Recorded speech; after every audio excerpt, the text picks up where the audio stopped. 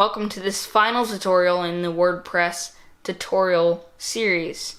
We're on the site we have created for this tutorial series, which is called My Blog. You see, we've done some slight customizations, and you can go much further than this. You can get into advanced customization, and if you buy a premium plan, you can start even using CSS in your customizer. We didn't get into any of that in the last video.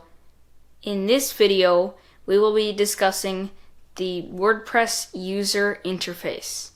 So you will have by now have noticed two buttons up top, the My Sites button, which will just take you to the screen that we have already visited, that has all these tools and things here, which are quite self-explanatory. If you go on them, you will be able to easily figure out what they're for. As for switching site, depending on how many sites you have is how many will be in there. They are ordered in the order that you've visited My Sites in, just so you know. Your notification bell houses all of your notifications, comments, likes on your site follows, as you can see here, and more. This is your profile. This is where you can update your profile, personal settings and stuff. This, of course, is just where you can write on your blog from the simple click of a button from any WordPress site. The other half is the reader, where you'll see the sites that you follow. These are just some of the sites that I follow and some of their latest posts. You can look at your followed sites, the conversations on posts that you have liked. WordPress's Discover, where they put certain posts that they would like you to read. You can search, which this redirects you here as well.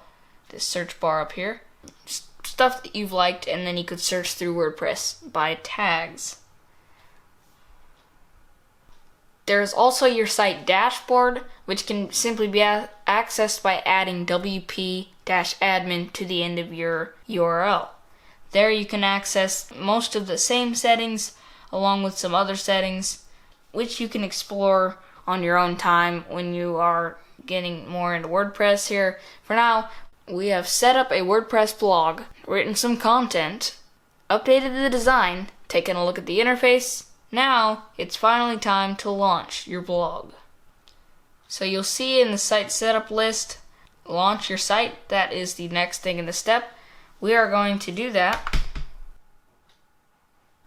They will ask once again if they can sell you a domain.